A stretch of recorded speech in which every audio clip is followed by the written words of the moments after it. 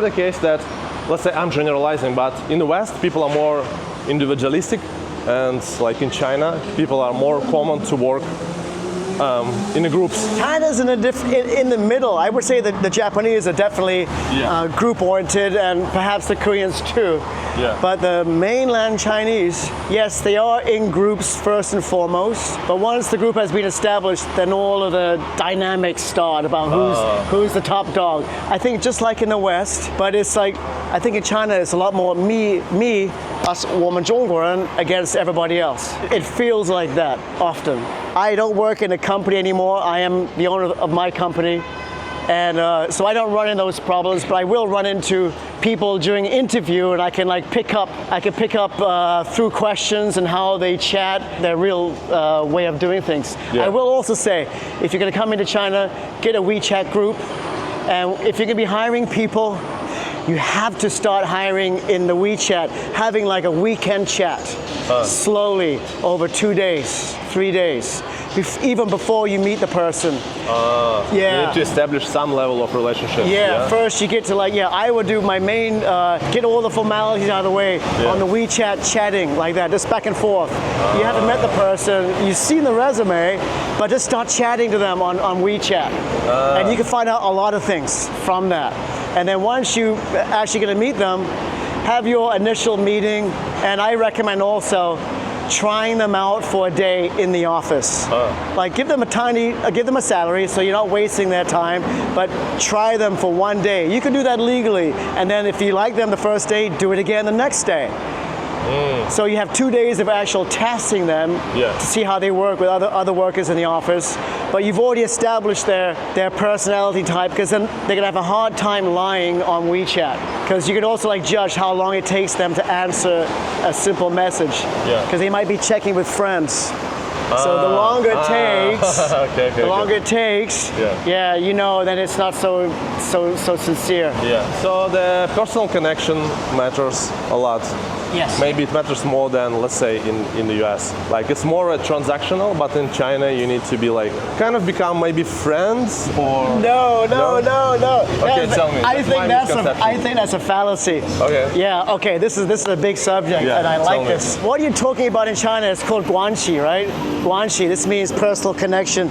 Yes, I agree, it's really important. It is important, and I recognize it's important. Because that's what actually people think China is. You kind of need to go for lunch or dinner, maybe drink with Chinese, and then you kind of become more open to each other, and then you do business. No? I'm going to say no to that. Okay. And the reason why is because they are also judging you too, probably way more deeper than you are. So over the last 20 years, I've been in China a lot longer, but since I've been running my own company, I found that the best technique is a little arm's length away, and I avoid, like the plague, having to have lunches and dinners with the factories. Absolutely avoid that. Why? Well, because number one, back in the old day in the toy industry, you would get shit-faced, like 2 or 3 bottles of baijiu, whiskey, and you couldn't do any work. But now they know, they have a measure of your personality. And that was the whole reason that lunches and dinners are an art form. It's warfare back in the day. So they would separate the people in different tables, and they would start asking you questions at the same time, just pouring drinks, and you're having to gambe with each person individually, then the whole table. You've had 10 gambes, they've all had one. So who's in the winning position right now? Of course they are. So that was how it was back in the day. So now, in the last 18, 19 years, since I've been in this cosmetics business, I rarely have dinners and lunches. In fact, I avoid them as much as possible. I'll plan my factory tour around avoiding lunches and dinners. Sorry, 不好意思，我要走，我很紧张，有飞机，有火车，什么什么。I always say I gotta get going. So you don't want to get that personal with your staff per se? I am going to, staff is different. We're talking about, for me, factories. Yeah. I'm or not, with the partners, or clients. I don't talk to clients. I don't sell. I'm completely in the back end of the business. And so I can tell the factory, no. I don't want to drink. I don't want to do anything. I just want to go back to my hotel room or leave. But in a nice way. Yeah. It's not cold, no way. You see my personality is Yeah.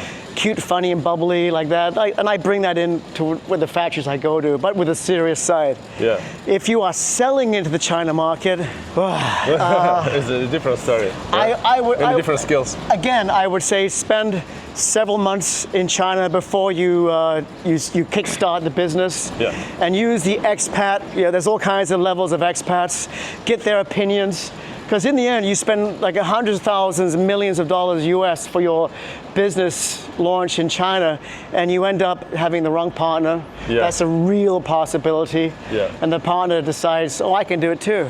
And that happens a lot. Okay. So I mean, and you got to learn Chinese. Yeah. You got to learn Chinese. And if you're married and you have your family back in the West, then make a second decision about doing it, because China's 5,000 year civilization is going to suck that person up totally.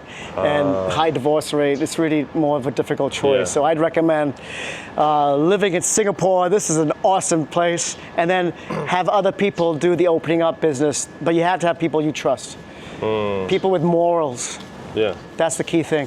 People who are not going to let you down. And it doesn't matter if they're like heavy drinking people when they're young. It doesn't matter that. Yeah. Because in the end, what counts is do they understand that they have these deliverables that they have to do.